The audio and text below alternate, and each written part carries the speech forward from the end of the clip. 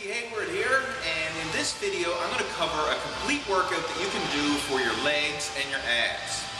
And this is the third part of my basic bodybuilding training series where I'm covering a 3-day split. The first two parts of this training series are posted below, so if you haven't watched those videos already, then just click right below this video clip. There will be links to take you to the previous two parts. The first video was chest, shoulders, and triceps. The second video was back and biceps. And this third video is going to be legs and abdominals. And it's going to complete our 3-day split. And it's a great way to divide up your body parts to get a complete workout. Make sure that you're not neglecting any muscle groups. And like I say, it's a good way to optimize your recovery levels and everything else as well. So right now we're going to jump right into it, legs and abdominals. And the first exercise of our leg workout is the barbell squat. And this, hands down, is the most effective leg and muscle building exercise that you can do. It allows you to handle heavy weights, it works a lot of muscle, and it stimulates the central nervous system to release higher levels of natural anabolic hormones like testosterone and growth hormone and all that stuff. Now, when it comes to squats, a lot of people complain about this exercise and say, oh, I can't do it, it doesn't feel comfortable and whatever. But my advice is to suck it up and to just learn how to squat. I don't care how light you have to start, assuming you have to start with just your body weight or with the empty barbell. But just do it, get used to the form, get used to the whole flexibility issue of squatting all the way down, doing a full squat, and then gradually build up the weights over time. A lot of people make the mistake of doing these little short, half, partial squats, but you're not going to get the same results as you will by doing good full range of motion barbell squats. Now, after squats, we're going to move on and do leg presses. And I tell you, the combo of doing squats and then leg presses is a killer. It's going to really help to stimulate your legs, and you're going to maximize your muscle growth with this combo. I've gotten some great leg workouts by doing these two exercises back to back.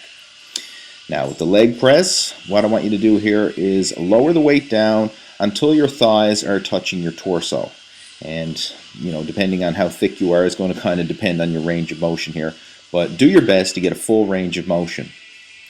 And after leg presses, a little trick that we can do here is to combine them and do some calf presses. I mean, you've already got the leg press set up. Why not, maximize your time and your efficiency by getting in some calf raises, or calf presses, I should say, as well.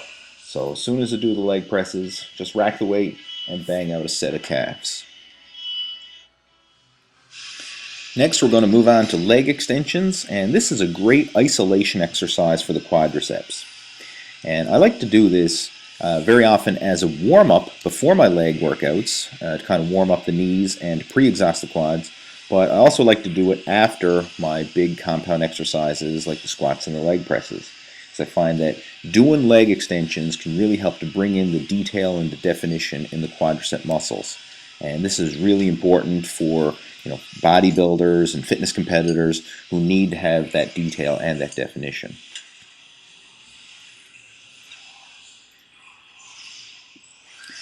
Now we're going to move on and do some isolation work for the hamstrings. And the lying leg curl is one of my favorite hamstring exercises. And the way I like to do this is right at the top of the exercise, try and squeeze your hamstrings as hard as you can. So pause at the top there for a split second to really maximize the peak contraction in the hamstrings, and then lower the weight down for a full stretch in the bottom. I'd much rather you use lighter weight and stricter form with these exercises because they are isolation moves. They're not necessarily power moves.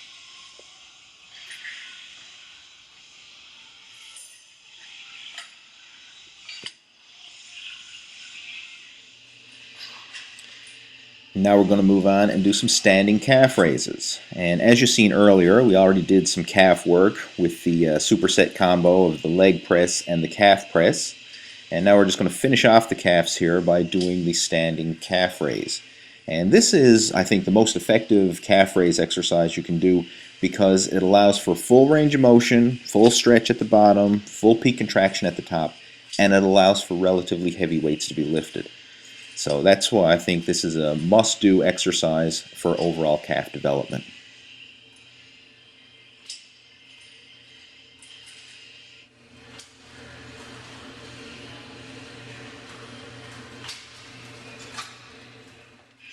And to finish off our leg workout, we're going to do some walking lunges. And these are pretty straightforward. Just find a nice wide open area in your gym and lap back and forth doing walking lunges. I like to go for a full range of motion, so I go to my knee is pretty much touching the floor with each rep.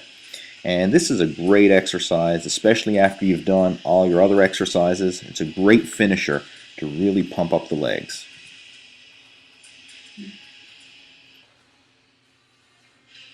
Now we're going to move on and work the abdominals.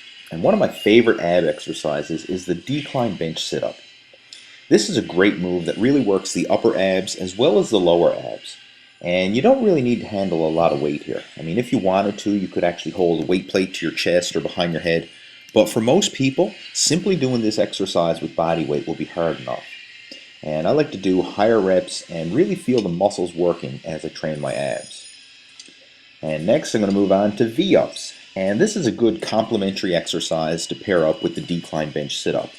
And with V-ups, it specifically targets more of the lower abs. I mean, you're still getting in the upper abs there to a degree, but most of the emphasis is on the lower abs. And like I say, it's a good complementary exercise to pair up with the decline bench sit-up. And again, just using body weight and strict form, really feeling the abdominal muscles work is usually good enough for most people. When it comes to getting good abs, the key is to lose the body fat that's covering your midsection. That's more important than simply building bigger abdominal muscles. Now you can add in extra abdominal exercises if you like, but you can't get ripped abs simply by doing more sets of ab exercises. Like I said, to really see your abs, you need to lose the fat that's covering the muscles, and you do this through cardio and diet. And as for the set and rep patterns of the workout program, start off each exercise with 1 or 2 lighter weight warm-up sets, and then increase the weight and perform 3 sets of 10 repetitions per exercise. And for the last few moves, the lunges and the abdominals, simply do 3 sets of as many reps as you can do with good form. The idea here is just to burn out the muscles and finish off the workout.